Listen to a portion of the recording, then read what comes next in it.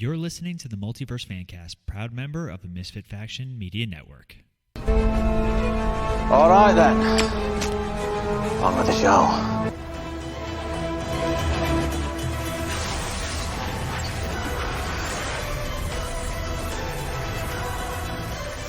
Hello, everyone, and welcome back to the Multiverse Fan Cast. You can take us on the go with Apple Podcasts, Spotify, Stitcher, iHeartRadio, and Podbean, of course, our mother station. You can also find all of our content on our website, themisfitfaction.com. There you can get access to Rob's writings, even though it's not really alliteration, but it sounds like it is, so it counts. No, alliteration is the repetition of an initial consonant sound. So, yes, it doesn't have to be the same consonant. It just has to be the same sound. Look at me. I'm smart. You are correct, sir. And with that being said, Rob's here. Hi. Yes, how are you, Rob? I'm very well educated. Thank you. Awesome. And with us, as always, is Paul. Paul, how are you? I'm still working on coloring with crayons. Awesome. Well, today we are going in depth with our Shang-Chi and the Legends of the Ten Rings. Shang-Chi. That's our That's other all right, co-host guys. on, I'm not trying to on Cinematic do something Adventures. right here. Go. Oh, sorry, you're in charge. Exactly. We are going to be going over our review for the movie that came out about a week ago or so from right now. Before we get into it, though, we do have a bit of news that we would like to share with you all. All right, not much news this week. The big things are that they decided based on, well, I guess I should back up. Shang-Chi was released to theaters only. It did not go on to Disney Plus, and as a result, pulled in a total of...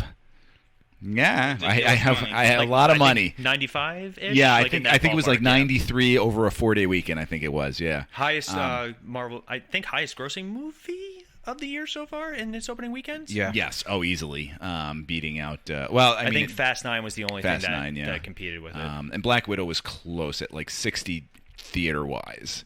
Not according to Scarlett Johansson. It pulled in a lot of money, my point being, and the point was that studios kind of took notice of that and said, wow, it looks like the theater-only distribution model seems to be working, so we're going to start distributing everything. So as a result, The Eternals now is slated to be theater-only based on the... success of Shang-Chi, and a lot of other studios are stepping up with that too. Disney said that they're only going to do theatrical releases now. Disney is only doing theatrical now because it's clear this worked. HBO Max is the only one that's still sticking with the same day release schedule. Mm-hmm. Yes, but that's them playing the long game just to get people invested in HBO Max. Yeah. We got Bonds coming out to theaters in November. They're strictly just theaters. They were very adamant about it. Cinematic Adventures is going to do a Bond month for November. So if you guys haven't heard it, give it a check out. Yeah. And shameless plug. It is very clear that theater only distribution is going to work. So, and the three of us all saw it. And I know this is news, but we can talk about this a little bit. The three of us all saw it in the theater. Mm-hmm. How safe did you feel it was? I never feel safe anywhere. We went to in Danbury, where in Connecticut. So for those of you guys who don't know, each state is kind of different with their regulations. Connecticut just re-upped. They were very quick at first to get rid of the mask mandates. Now they've put them back into effect. We went, and the theater was relatively crowded. People were good with wearing their masks while they were there. I didn't have a problem with it, and you take it off to eat, you put it back on, not a big deal. But as far as safety-wise, I felt totally safe. Did you have to sit directly next to somebody that you didn't know? Well, so they do assigned seating. And they do? Oh, okay. Oh, yeah, Danbury always does assigned. They've been doing it now for a few years. Yeah. But most AMCs nowadays do it. So we did not have to sit next to anyone because we got to pick our seats beforehand. Mm-hmm. And then it wasn't super crowded, so we were able to move over one just so I wasn't sitting directly next to the people next to us. Yeah. But, you went to Fishkill, or we went to the Poughkeepsie. Regal, and it was a matinee, so there was like barely anybody there anyway. So and same thing, I think with Regal too. You pick your seats ahead of time anyway. But the theater wasn't crowded. I mean, but in New York, you could be maskless. Yeah. It's All right. I went to the Carmel Theater. Yeah. And I went on opening weekend, and it was a matinee. It was like 3:00, but there was still, I'd say there was 50 people in the theater with us, Yeah. and those theaters are not big They're to very begin small, with. yeah. We wore our masks. I felt safe. No one else was wearing their masks. They took them all off, and a lot of them were kids, like who clearly aren't vaccinated, so they're 7, 8 years old. So I felt safe, but I don't know if I felt safe for those other people. But I guess I can only worry about me. So, but yeah, I have to say this has been the first time I've been back in a theater, and the experience was fine. I really had no problem. So now the idea of going to see the Eternals in theaters really is completely okay with me. Yeah, I'd much rather go to the theater. I love going to the was theater. fun. It's always a fun experience. And the popcorn tastes so much better than weirdest thing, right? Movie theater popcorn is for some reason just a little bit better. Yep. I used to work in a movie theater, and I lost the taste for popcorn. I can imagine.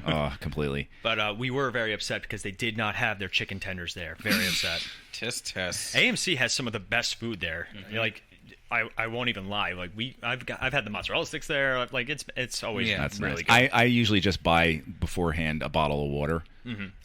Because spend $9 on I know, yeah. We because what I do is, and this right here, and my wife will yell at me for this. I take my bottle of water when I sit down, and I pour a little bit onto the seat in front of me, so that way when people come into the theater, they feel the seat and they're like, "Oh, this is wet," and they don't sit there. Gross. Why is this floor so sticky? So that way I don't have anyone sitting in front of me when I'm watching the movie. Fair.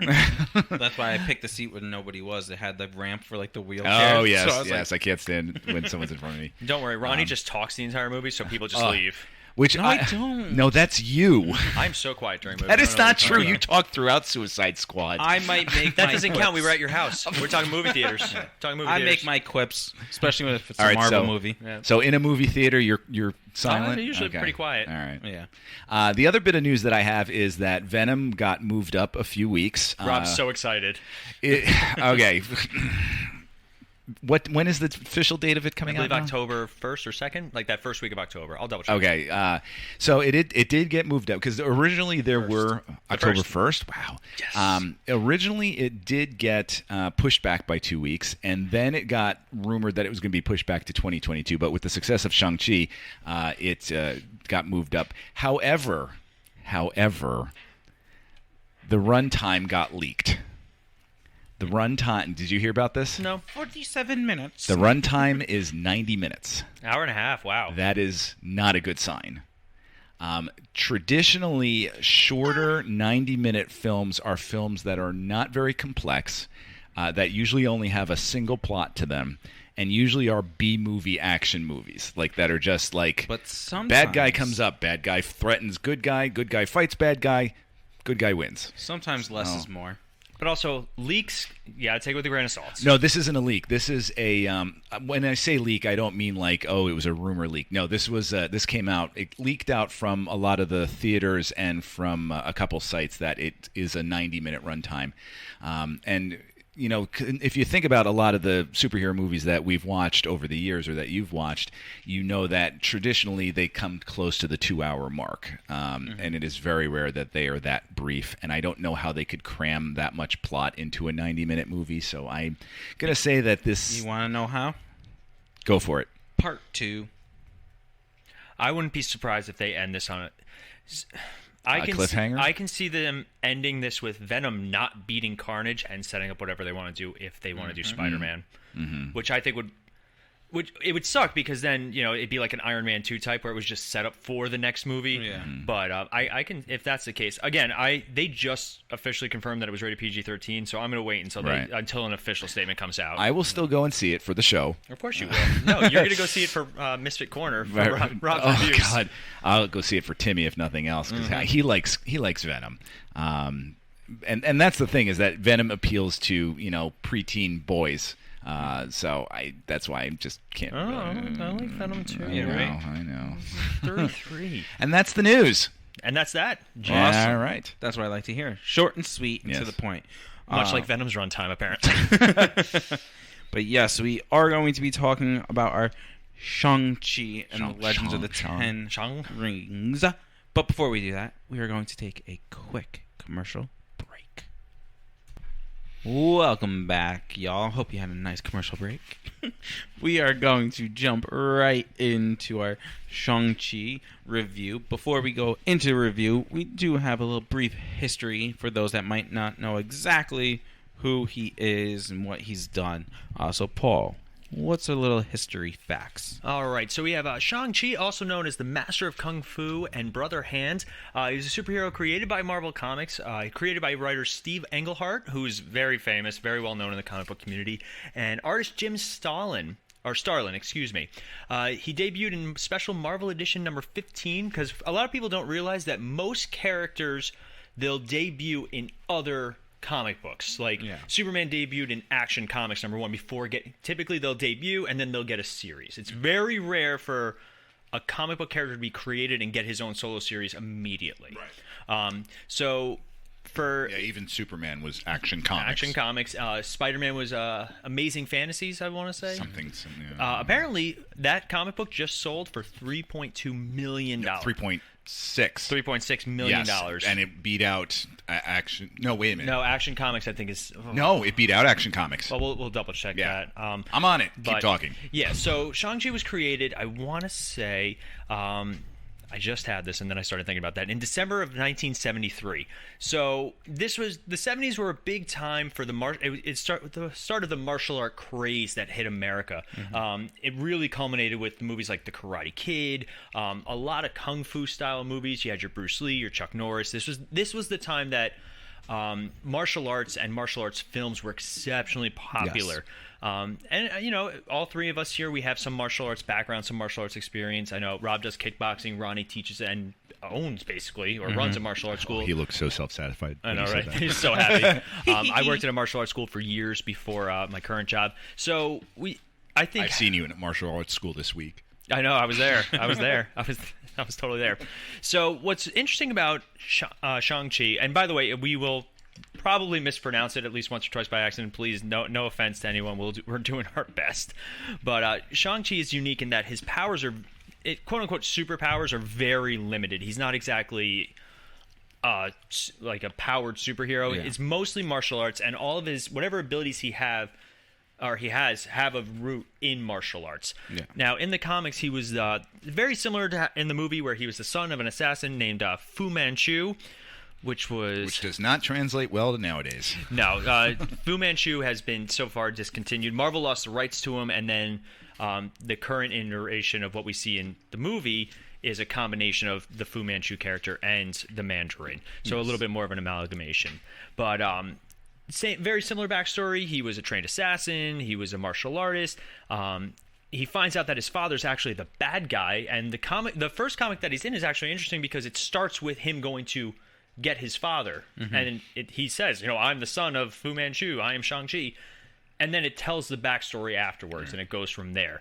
So he's a lot more popular nowadays. He's much more prevalent. He had his own solo series for a little while. He's been on the Avengers. He's been part of Heroes for Hire. Very popular nowadays.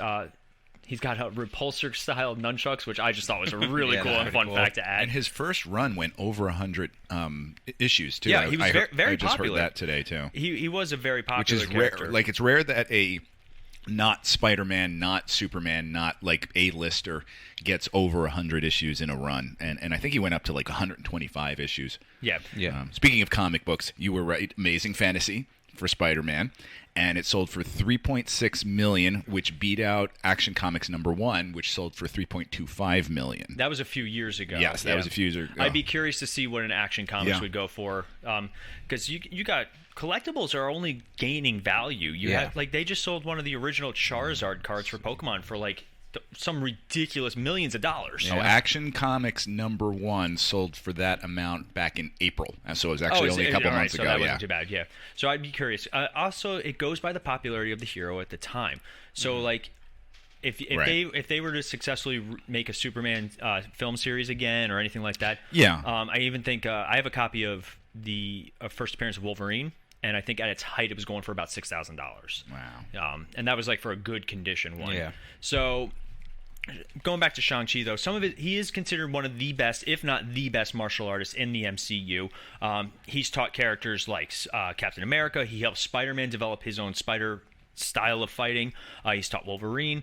He uses his chi or ki, however you want to pronounce it, which is his internal energy, and he's able to do a lot of things that are basically superhuman. He was able to detect Jean Grey psychically. He's done some really interesting things with his powers. He has had temporary superpowers at some point. During the events of Spider Island, he briefly gained the same powers as Spider-Man when he was infected by what was called the Spider Virus. After he was cured of it by Iron Fist, which is another character. We will talk about Iron Fist. I definitely want to bring up Iron Fist in this. But he used pin particles at one time to change his size. He's been exposed to cosmic radiation, self-duplication, like the whole nine. Like he's done a lot of different things. He's obviously in the movie. By the way, full spoilers for this movie. We are not going to hold back on anything. So if you haven't seen Shang-Chi, make sure you guys check it out. But and then come back and listen to the rest of this from this point on. So in this movie, he obviously gains the powers of the red rings. I need to lay down. Of the 10 rings, and They were blue, not red. Depends on who was using them at the time. So that's a little brief history on Shang-Chi and kind of what he's about in the Marvel Universe. Great job. Thanks, man. You did a very well job reading. One of the things I wanted to add too is when it came out in the 70s, it was, again, very much, like we said, a product of its time period. And as a result, a lot of the images were somewhat not quite appropriate for what we would consider nowadays to be appropriate. His father was called at one point, I think, the Yellow Peril, which is not really a very sensitive term. A lot of the faces were not drawn in very appropriate, and it has since changed and morphed over time, which is kind of neat. And to have this being, the very first Asian superhero is a big leap for Marvel and a big leap just for superheroes in general. So it's really cool to see something like Shang-Chi come to the screen in this way with all these Asian actors in all these roles, unlike Iron Fist. So we'll bring up Iron Fist for just a quick minute, because having like the hand-to-hand combat style of martial arts in the Marvel Cinematic Universe was really relegated to the TV shows. More, I hate to say that's a product of budget. Yeah. Because, obviously doing hand-to-hand combat just requires really good choreography and practice. It doesn't require a big visual effects budget. It does not require stunt work to a certain level. Unless you're Razor Fist. Razor Fist.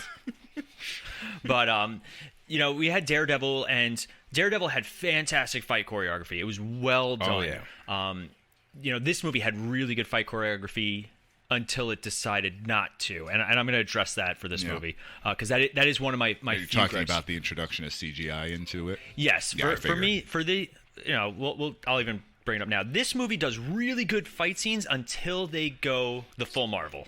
Yes. Which I don't have I have to agree with you. Yeah, the bus scene is fantastic. We just watched. I posted it this week. There's a series called Pitch Meetings, and I love them. I think they're really funny, and they point out and poke fun at all the movies we love, Marvel, DC, like everything. And they point out that we're gonna have a really coordinated fight scene. It's gonna look really cool, and then Marvel, all the over the topness, which is cool. Don't get me wrong. It shows how capable Shang-Chi is in this movie, but there was just something so cool about the bus fight scene until it. Once that guy drops his razor arm, I was like, "Oh, all right, there's Marvel." Okay, or even the fight scene on the side of the building too. Mm-hmm. Yeah, that was another one that was well choreographed. It reminded me of Jackie Chan from Rush Hour 2. Is it 2? Yeah, yes. it was 2. I couldn't remember which Rush Hour was. Which it's very clear that this film is inspired by a lot of Jackie Chan stuff. Yes, especially the bus scene is just Jackie Chan completely. Which is great because Jackie Chan, for a lot of people growing up, he was the martial artist. He was, he was the martial arts superhero. There's a lot of different generational martial arts. You had Bruce Lee was very, very famous, very popular, and a great martial artist. Yes. Jet Li, and that was the big debate: Jackie Chan versus Jet Li when we were kids. Yep. Until they actually did fight each other in the Forbidden Kingdom. Yes. Love that. We went to go see that movie just to watch their fight scene. That was why I wanted to go see that movie. But there's a Steven Seagal. Get out of here! Get out of here! Stop that. Chuck Norris. There you go. Chuck Norris. I mean, he's a true black belt. Yeah. Oh yeah. But yeah. So he did fight Jet Li though. Yeah. I think Jet Li does beat him in that movie. He does. Yeah. But so it was really fun to watch these really good fight scenes, but then the CGI kicks in, and then the over the top, because I hate to say it, but they had to show that Shang-Chi could fight in the world of the Avengers. Yeah. So they had to show that he had a certain ability. Like, he gets again, spoilers, so this is your warning, he gets the 10 rings at the end. And they don't explain how he gets the 10 rings. Just like they start fighting, and then half the rings just go to him. It's not, you've earned them. He's worthy. Well, you know like what? Thor. I was going to say, I think he was ultimately going to get them. Because in the beginning of the movie, his dad does say, like, when I feel you're ready, you will get the rings. Yeah, he'll pass them on to him. He'll pass them on. So I think, like, based off of the end/mid-credit scene, I guess, because everyone's called it end credit, but it wasn't at the end where you learn about him, where it's older than his dad is. So I feel like it's got its own, like, brain or something, like Mjolnir does, where it's like it knows who's worthy. Like, it must be something like that. Where but again, a simple line, yeah, there's like one, like, or even better, it would have been better if he actually beat his father, and then the rings just automatically went to him. Yeah, or you're if the champion, or if he'd gotten his own set of rings, because now there's another magical source of material in the MCU. No, they're bracelets. No, what I'm saying is the dragon scales. All I know is that they made those into a toy now that you can wear, and it shoots rings out of it. That's great. So let's if talk. I wear a ring, where do I wear it? I wear it on my fingers. You can't put a ring on These are wrist. bracelets. These are bracelets. The 10 bracelets. Now, speaking of which, let's talk a little bit about the Mandarin, if that's all right.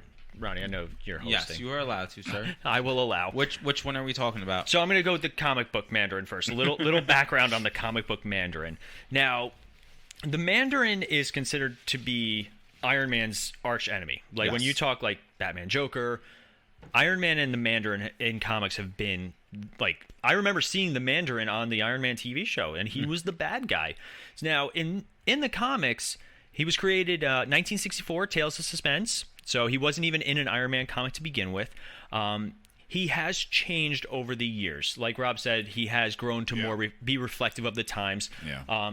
But he is a very popular villain. He's one of Marvel's more popular ones, and I think we've made it no secret that Iron Man 3, not all of us agreed with what they decided to go with. Yeah, I can get on board with that too. As much as I love Iron Man 3, I think they kind of stumbled a little bit with the Mandarin. Yeah. So Marvel has been desperately trying to revamp and reboot basically the Mandarin. So they did a short, I think All Hail the King it was called.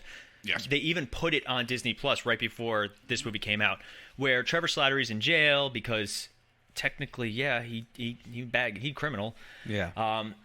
And quote unquote the real Mandarin sends a goon to kill him, and then you find out that he's actually been captured and now he's the court jester. So that was their first, like, no, we were just kidding. It's not Trevor Slattery or Guy Pearce, because he tries to take on the role of the Mandarin at the end, and it's cheesy and corny because he's got dragon tattoos. That makes it okay. That's a cultural appropriation.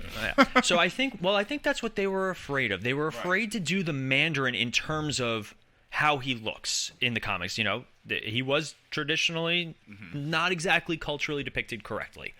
So over the years, obviously, he's changed, he's grown, he's evolved, and it's good to see that Marvel is learning. He's, again, product of its times. We were watching, I forget what movie we were watching the other day, but you watch this movie, and any movie you watch at a certain point is reflective of the times that it comes out in. So I'm glad that they were able to do, quote unquote, the Mandarin in this movie and do him justice. But again, it is a shame that we'll never see the Mandarin and Iron Man go toe to toe. Yeah. So in the comics, the Mandarin's powers are very different. He same basic concept. He gets 10 rings. He finds them in an alien spaceship, and each of the rings though has a different power. So I have the whole list if you guys want to hear it. Yes. All right. On his left hand, on his pinky finger, I'm just gonna say what they are. I'm not gonna go finger by finger. Actual rings. They're actual rings. Yeah, they are actual rings in the comics. He does wear 10 individual rings. He has an ice blast ring, a mento intensifier ring. It magnifies the wearer's own psionic energy. That's cool. Electroblast, flame blast, white light, black light. Oh man, don't turn that on in here. We don't want to know. Disintegration beam, vortex beam, impact beam, and the matter rearranger. And freaking laser beam attached to their heads. So, yeah, I would have been okay seeing that. I understand the liberty that they took. I will though make fun of this movie, where basically they make the rings. The rings can do whatever you need them to do in this movie. Mostly as some sort of like impact whip weapons, which, don't get me wrong, I thought the visuals were really cool with that. But sometimes you could throw them and they'd come back. Yeah, I didn't really understand the physics totally of it. Yeah. well, because it's out of this world. Sometimes they make you fly. Magic is just science we don't understand. Exactly. Dragons. There's dragons. No, you just have to say magic. Magic is the... Yeah. Because we've moved so far in Marvel that it's just like, magic. Dragons. Magic. Puff the magic Well, dragon. so talking about this, they do establish that this world is in its own pocket dimension, basically. Tai Long? No, that's the Tai bad, Lao. Tai Long's the bad guy in Kung Fu Tai Panda. Lao. Tai Lao's its own. It's in its own dimension. It's in its own pocket universe. So I thought that was a nice touch because it does frustrate me though, or do we want to say frustrations at the end? No, we just as we go, You're the host. Because you know what, when you were done, I have a frustration about Mandarin, but do your frustration first. One of my biggest frustrations is the Mandarin's been around for all these years in another Marvel secret organization. Because so many of them at this point. 32. DC has none. DC's like, we don't even have one. We have the Suicide Squad. We all know that guy. But he's been around for 4,000 years, and he's fought in wars. He's done power. Like, he's done all these things. The Ancient One and Doctor Strange have no clue about this guy. That kind of like, if anything, well, I'm sure Doctor Strange will say something like, "Yeah, we knew about him. We just didn't think it'd be a problem until now." A simple response would have been, "Well, his rings aren't magic; they're alien." Yeah, because again, we don't know anything about them, and it is set up obviously for wherever we're going next in the MCU, whether it's another because they're going to make a sequel to this. I guarantee. Easily if it hasn't already been greenlighted. Yeah. I would love to see, especially with the second post-credit scene. Yeah. Which I loved. I thought it was a bold choice. Yeah. For the sister to take over the 10 rings and keep them going. Yes. Because if that's the other problem with Marvel, and this isn't even a Marvel problem. This is a superhero movie problem in general. Big threat, movie's over. Big threat's gone. Yeah. Right. They still mention Hydra. Every once in a while. That's funny you're going to say that, because I was just going to say it's like a Hydra cutting off one head and two more growing its place. Hydra in the MCU, they've mentioned a few times since the end of the Winter Soldier. Still sitting there somewhere, I'm sure. Yeah, in Agents of S.H.I.E.L.D., they've brought it back a little bit more. But otherwise, Hydra's just kind of... Yeah. See, all right, so my frustration with quote-unquote Mandarin, right? So Ben Kingsley. Okay. Do we really need him in the entire freaking third act? I'm sorry. That, to me, having him in this movie for an entire act and a half. Well, they had to have. They needed him to get into the place, right? But see, this is my thing. Because only he could talk to this creature. Yes. Which, how does he know how to speak this creature's language? He spent enough time with it. Bad script writing. What do you mean? You spent enough time with it? I don't know. You know what I mean? Like, reasons. I've been spending the last last year with my cat, and I don't understand what he's saying. Movie's got a movie. I'm sorry, there was no... And then just... I'm an actor. I'm an actor. I did like, though, that he, in that third act, just pretended to play dead on the ground. That seemed to be pretty character accurate. Yeah, he was a little comedic relief. Not everybody needs character development. No. So. Like, he was a little bit of comedic relief in the third act, because in the first two acts you had Awkwafina as the comedic relief, but in the third act she was a little bit more serious. Yeah. And then, like, he was your comedic relief. But at that point I'm like, no, you don't need him, because you're, like, I don't know. I thought it was so for me stupid to have him keep going. I get having him in there to kind of course correct and be like, no, I was an actor. You know. So for me, I didn't have a problem with him when they first showed him. I was like, oh, that's really funny. We got I get it. All right, that's good. It's nice that they acknowledge that they kind of messed up and it wasn't the most popular decision with the fans. And they have a great scene during one of the most awkward family dinners I've ever experienced. Yeah. Woof. And I've seen some bad ones. I don't know. Wait till you see tomorrow at in New Jersey with my family. Oh, sure. But so like. They acknowledge it. I do agree, Ronnie, that they probably could they could have worked the script a little bit better where they left him there. Yeah. But also I get why they brought him along. But Rob laughed at the him playing dead. Right. That's another thing. Like if you're gonna bring him back, at least a little character development would have gone a long way. I know they I got clean and I'm not doing drugs anymore and blah blah blah. Even though that is still one of my favorite lines in Iron Man 3, where he's like, and I had a substance abuse problem and. They said that they would help me if I helped them. But they got you off drugs? No, they gave me more. It's still one of my... I was just happy that Sir Ben Kingsley was still in the movie. Oh, yeah. It's just great to see him. I would have enjoyed a sacrifice, though, from him. Because one of the things I do like is this movie does not hold your hand. No. That's one of the... I think our biggest gripes we had with Black Widow was that it played it very safe. Yeah. I think we kind of all agreed that we would have really enjoyed seeing Black Widow the assassin getting recruited by S.H.I.E.L.D. as her movie. Like, that would have been a better choice. Shang-Chi is a much more complex character, and you also see people die in this movie. Like, there's that one elderly, one of the guardians in the village. Yeah. And, you start to like him, and he's like nice to Awkwafina. You're like, I like this guy. Oh, my God. Yeah. He got his soul sucked out. I do like at the end that it's... Because that's a problem I've always had with Marvel movies is that, yay, we saved the city. Yeah, but what about all the people who died in the Avengers and all those, And they actually acknowledged it in this movie, exactly, which is great with the lanterns and everything. Yes. Yeah, I thought that was good. Very Like, yes, we won the day, but at the cost of these people's lives, we celebrate their lives. That was appropriate because that's how human beings act. Yes. And also, let's not forget, Shang-Chi's not an Avenger, and he took himself out of this world. And this movie deals a lot with loss and dealing with loss and also daddy issues. Daddy issues. And respecting those who give their lives for the greater good. Yes. And the greater and to see all those heroes and quote unquote villains, because the Ten Rings are villains, even though we don't really know what they do. Yeah. That is one opportunity that I think they missed when they were showing all the Ten Ring stuff in the very beginning. I would have loved if they had shown the scene where they had Tony Stark captured. Yeah. That was technically a Ten Rings organization. Yep.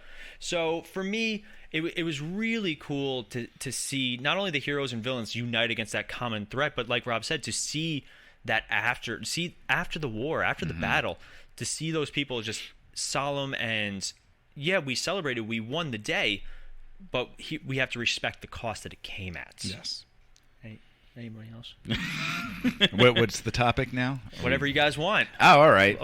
We said some gripes. Do you have a gripe or gripes? Something? I have some grapes. I was surprised Awkwafina was not more over the top. Because I've seen her, I've seen what she can do. She's actually a very good actor. I saw her in the movie The Farewell, which is an astounding film, and I was surprised that she wasn't funnier. Not that when she gave jokes she wasn't funny, but that they didn't give her more to work with. That surprised me because she's such a talent.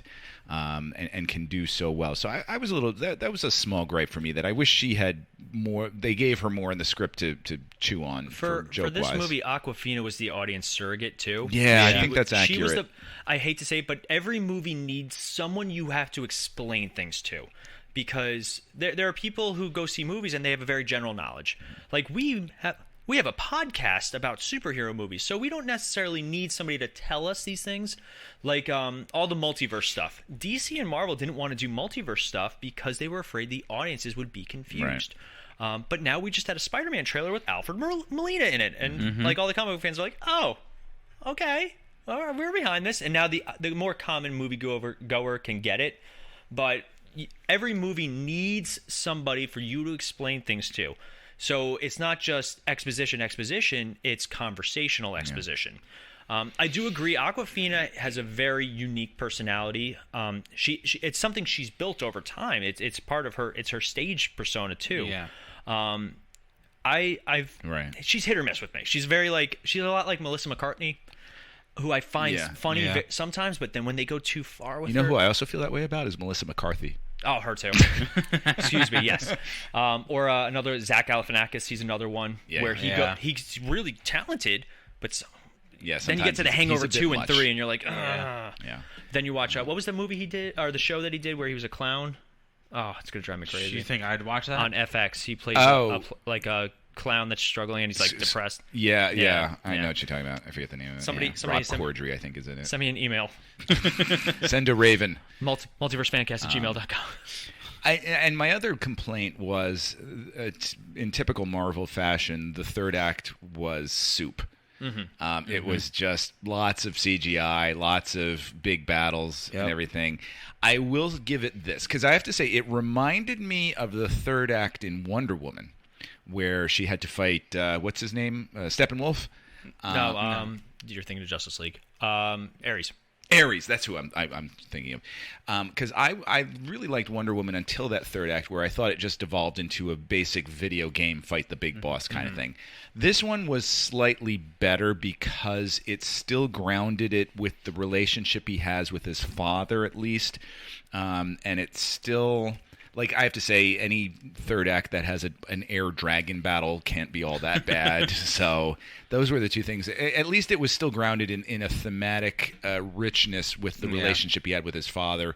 But it was a little, like, fighting all the faceless CGI hordes was a bit much. See, that's another gripe I have, are the soul suckers, right? Mm-hmm. So they get shot with a dragon scale arrow or hit with a bow made out of dragon scale. Meanwhile, when they're coming out of the gate, they're rubbing up against dragon scales. Why are they not dying? It has to puncture them. The bows don't puncture them. That occasional soul sucker that came out and scraped his shoulder. He's like, "Ow!" Just explodes. But if you think about it, the bows don't puncture them. You hit them with the bow and they're dead. Yeah, they play a little fast and loose at the end. Yeah. Probably more for dramatic tension than anything else. Yeah. But I will also, the one scene that they should have shown, them pulling the dragon scales off the dragon, is just like, ow. Yeah, right? That poor dragon. Yep. Oh, yeah.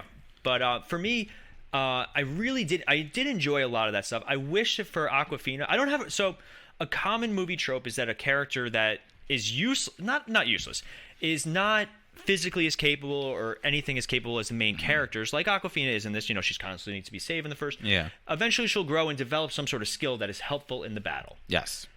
If they had just done like a shot of her playing darts really well, it did come out of nowhere. It's just suddenly she's able to fire an arrow thousands of feet in the air, hit the dragon or hit the soul demon. You know what we did see though? That she can drive? Nope. Well, yes, we did see that, but also that she can sing. Yeah. Like I think I would have liked it better if she shot the arrow and it hit something in the wrong way and then hit the dragon, because then it wouldn't have been based on skill. It would have been based on luck. Or if it bounced off, huge dramatic moment, it just bounced off. She's like, but then Shang-Chi catches it and tosses it. Oh, that would have been good too. Something along those lines. Or he picked a scale off of just one scale. Hit a whole dragon. Start pulling scale. That poor dragon's like, these things are pulling my hair. Stop. But it goes back to they show her that she can drive right away. Yeah. When they go joyriding in very Ferris Bueller type. Yeah. But in a BMW. So her driving the bus made sense. Yep. And then her driving the car through the forest, the BMW. Yep. Wonder how much money they got for that. All right. Which is even funnier because now they're doing all the car commercials with Disney Plus. We are bashing a lot on this movie, but I think all three of us enjoyed it too. Yeah, but we got to get the bad out before we talk about the good. Ronnie didn't. So let's start. Yeah, there. I'm starting to see that Ronnie didn't like. All right. So before we get into that though, let's do this. What did we like about it? And I'll go to you first. I did the ending credits. Yes. No. The fight scenes. I thought when you had the hand-to-hand combat on, your Rush Hour 2 scene, on the scaffolding, you had that. You had him and the dude with the mask. I don't know if we ever knew. Death Dealer. Death Is that his name? I think so. I'm going to go with that because that's what Paul said. Him in the same kind of scenario and everything. And then obviously, him and his dad. I think in the obviously the bus scene, I think the hand-to-hand combat stuff, the fight scenes were out of this world. Because, yes, like Paul said earlier, when they introduced CGI to it, it kind of went downhill. But I feel like, at least for the bus scene, there wasn't really CGI, other than the Razor Fist. Other than that, there was really no CGI kind of moments. But I do those like grounded the fights. Yes. I would assume then you also liked the cage fight. The cage fighting. The cage fighting, yeah. Okay. I'm gonna bring up the cage fighting. Yeah, all right. That's what you liked? Well, no, actually, I was gonna say I want a whole movie. I want a TV series about Marvel cage fights. Oh, yeah. Give me that as an How animated awesome movie. was it seeing Wong and Abomination? But even like we're sitting there watching, I'm like, and I'm looking for Easter eggs, and I'm like, there were a lot in that scene. You know, you see somebody with Extremis, like somebody who's still got who that I going. believe was fighting a Black Widow, right? Yes. Yeah. Okay. Yeah. So I was like, wow, that's a really cool concept. Yep. And something that in a world of superheroes, of A, B, C, D, and E-list superheroes, what would you do if you have superpowers? If you were physically capable, Right. and the Avengers don't pay you. yeah, like And DC did it first. with they did it in Justice League. I was going to say even before that. I was remember they did a Arrowverse Fight Club. Oh yeah, yeah. they did Yeah. that. That was a really good thing that they did. I like that. But you know, like it. Then you see that Wong and Abomination, they're in cahoots with this. Yeah. Yeah. Like, he's like, you were supposed to pull your punches in Next practice. time. Yeah. By the way, Abomination looks fantastic. Abomination finally looks comic accurate. Yeah, I way think- better than the Hulk. And also, it looked like a natural progression from how he looked in Hulk. I just want to point out, it's now been 2 weeks and we've had 2 Incredible Hulk retcons. Yes. Where we've apparently seen Mark Ruffalo as that Hulk, and now we've seen a better Abomination. So it was a lot my easier. only theory is that Marvel is attempting to gaslight us on the original Incredible Hulk. Which is funny because I liked the Incredible Hulk. I Yeah. thoroughly enjoyed that movie, and I would have loved to see the I Edward. have to revisit it. I would have really enjoyed seeing the Edward Norton cut of it because he and Marvel notoriously butted heads on it. From what I've read, not Mark Ruffalo, Edward Norton's is very difficult to work with because he's one of those actors. He's like, this is my vision. Well, you're just. I the know actor. that he wanted the Hulk because he was a Hulk kind of geek. Yes, he did a great bit on Jimmy Fallon where Guillermo Guillermo busts in just as the Hulk and he's like, what are you doing? But it's very funny if you guys ever get a chance. But for like, I remember the first teaser trailer for the Incredible Hulk where it's him talking to Doc Samson. And he's talking about, like, there are aspects of my personality that I can't control. And he's like, see a shrink. And that's what they're doing. And that scene's not even in the movie.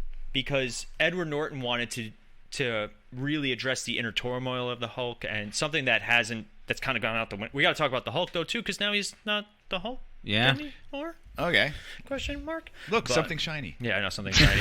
But to go back and have so many Incredible Hulk references, I really hope that they brought back Ross too. That's another thing. Thunderbolt Ross. He's been on a lot of stuff, and there are rumors he's going to be head of the Thunderbolts with U.S. Agent and Yelena as Black Widow. Oh, that's cool.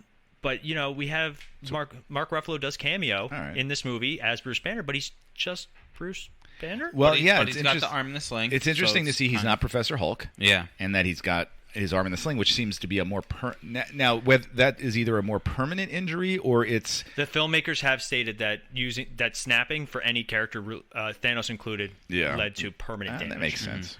But so we didn't hear from you. What did you like about this?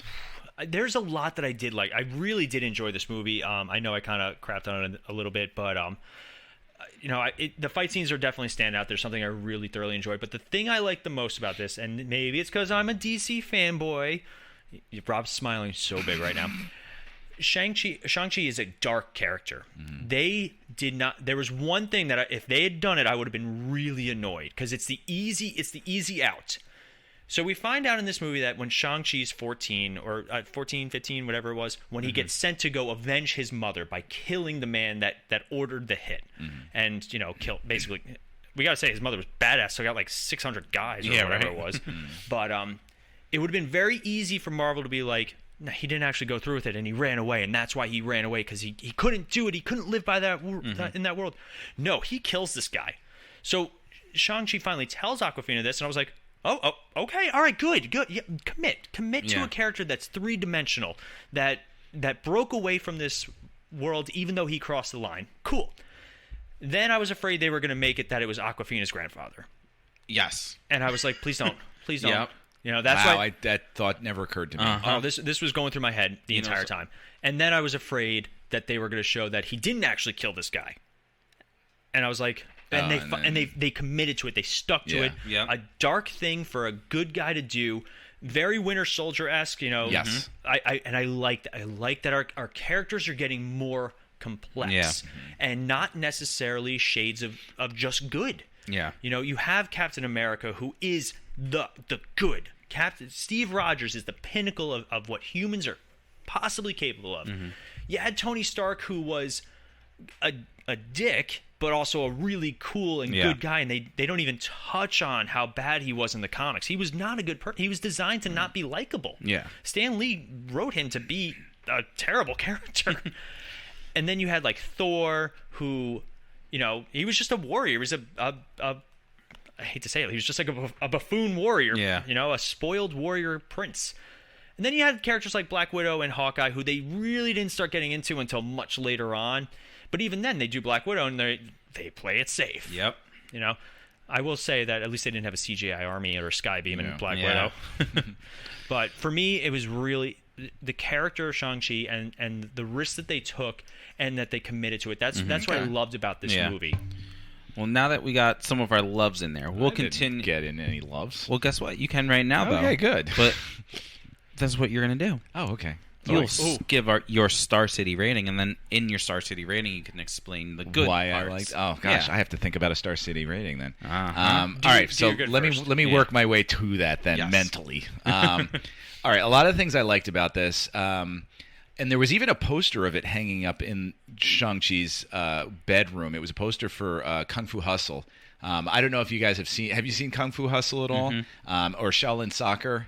I've heard of Shaolin Soccer. Okay, it's the same director, Stephen Chow, and he's got this sort of like comedic martial arts action to his movies. It's fantastic. It's absolutely fantastic. There's other ones too. There's like The Good, the Bad, and the Weird was another one. Return to the West is another one. There's a lot of Eastern martial arts films that are fun. And it was neat because the director, I don't know too much about him, Destin Daniel Cretton. He hasn't. I don't think I've seen anything else that he's done. Oh no, I'm sorry. I did see Short Term 12. But he is an Asian director from Hawaii, so he's sort of he's a Pacific Islander, I guess he would be considered, which is still Asian. And I love the fact that like I saw a lot of similarities between this and Black Panther, where it was an origin story, but not really an origin story. That it was. Like I've always been this, but I've hid it from the world kind of thing. And in that way, it was neat to see that. Also, for me, it was very similar to Black Panther in the way that it was authentic to its Asian roots. I was reading something the other day about how they wanted to avoid as many Asian stereotypes in this film as possible. So they actually had like a checklist of different things that they stuck to, one of which was that because there's this sort of pervading rumor in Hollywood that Asians can't be funny, which is not true, of course. So they made it where the humor in the film comes as not laughing at the Asian characters, but laughing, like they're the funny ones and we're laughing with them. Another one was really neat. The one that plays his sister, they originally had it was either a pink or purple streak in her hair. And they found about a month after filming, they found out that is an Asian trope, an Asian stereotype, where the rebel is the one with the pink or purple stripe in her hair, the Asian rebel, which is, if you think about it, Scott Pilgrim, Knives Chow had that in her hair. And they cut it out. So I loved the authenticity to it. Now, I'm not going to say it's as good as Black Panther. It's not. But it was one of the most fun. I have to say, when we were going to see Shang-Chi, I was like, whatever, I guess we just need to see this. It's a Marvel movie, and, I got to watch it. I was not, really hyped for this, and I was pleasantly surprised by the film. It was fun. It reminded me of that Jackie Chan action. I loved the relationship he had with Awkwafina's character, and I loved that it didn't get romantic. Yeah. I'm glad. Yeah, There were subtle hints. I mean, again, towards the end, it seems like it's kind of going that way, though. yeah. I'm glad they didn't. I read that they said that was just one too many things in the film to deal with, because this was about him dealing with his relationship with his father, with his heritage, with his legacy, and dealing with a romantic relationship would have been too much. I have to say, though, on a personal note, I thought, and I actually Googled this when I got home from the movie, because it was so non-romantic between the two of them. I wanted to see if there was any history of Shang-Chi being either gay or bisexual. Because I got that vibe a little bit from the character, that he was not interested in women, which is why the relationship between Awkwafina and him didn't develop. But there turns out, no, there isn't. Well, I think just there's, in movies especially, if a man and a woman are together, there's just this expectation. And maybe that's my own prejudices and stereotypes. It's basically because it's something we're not used to. I think it's funny though, because like Hawkeye and Black Widow were like that too. They were best friends, like they named his daughter after her. Yeah. So I think it's just because it's the easy way and the most like logical way.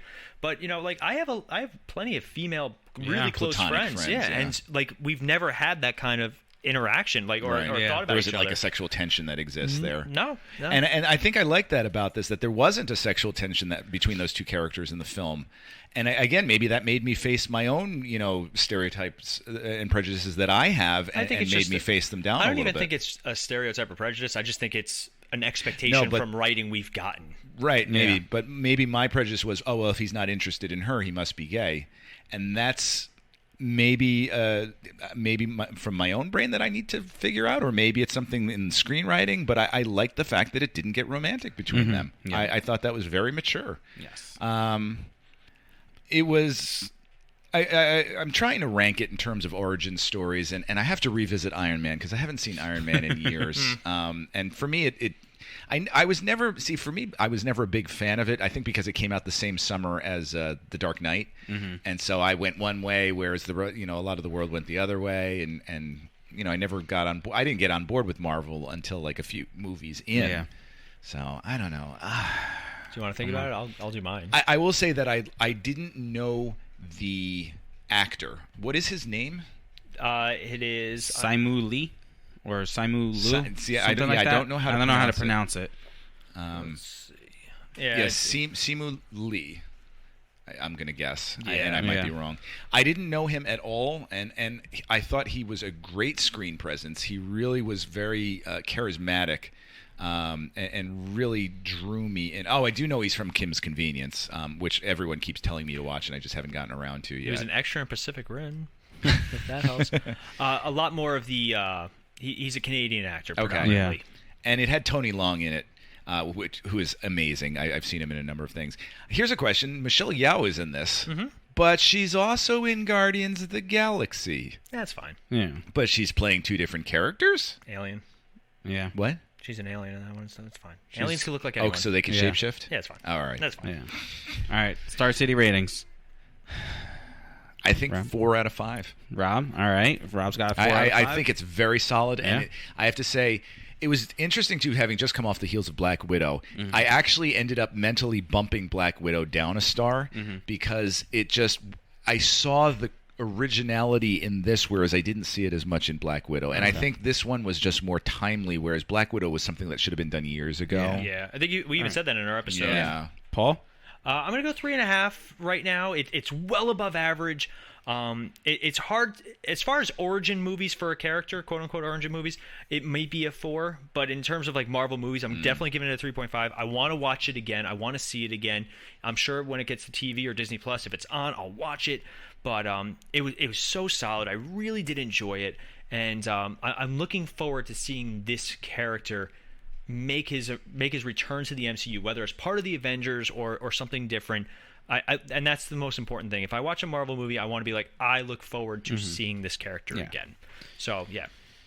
All right, I'm gonna give this a 3.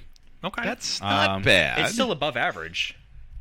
That's what we say about Ronnie in a lot of ways. Well, but anyway, I give this a 3. 3-ish. You mean it could go lower? It could go lower. Okay. Could it go higher though? No. It's Oh. this What if we cannot go tickle higher it? than a 3. All right, so this cannot go higher than a 3. justify this. So CGI in this is, I would say, 75% of the time is a complete mess. Okay. In this movie, I think the whole defeating the dragon blood sucker, soul sucker thing was way too easy and was super quick. I know it wasn't the main villain. Actually, technically, it was the main villain because it's the one that was controlling. So you're Quote, unquote, suggesting controlling the that a dead. longer run time for a movie might improve it? Or a more difficult. No, I'm saying more difficult I'm saying boss cut battle. out all the Ben Kingsley stuff. Right. I'm saying cut out some of the San Francisco stuff. Like, what was the point? The only reason we got introduced to Katy's family was to give you the suggestion towards the end of the movie that it was her grandfather that he killed. So that was pointless. You can cut that out and everything, and that just makes it a little. You can have extended the third act a little bit more. You don't think they were showing her family to show, like, compare it to what he has for his family? No. Not at all. No. Not at all. Now you're wrong. What's the comparison? I think I do agree with Rob on this one, that they showed it just to show. It shows his this parallel, like their family breakfast versus family dinner with his dad. Like, But it shows also that comparison. you have it's the same thing if you think about it. You got mom, who's the emotional abuser. You're talking then- about Katy's mom. Katy's mom. Okay. Katy's mom is an emotional abuser, while Because she's his constantly dad, telling her she needs to get married. and get yeah, or get and all, better, I just right? want to make sure I get the characters right. And then his dad is more of the physical abuse, right? After mom dies. So really, they have abusive parents. So there's really no difference when you think about it, other than, well, she still has her mom and not a dad. He still has a dad and not a mom. I can see where you're going with this, and I wish that they had actually dived deeper into something like this.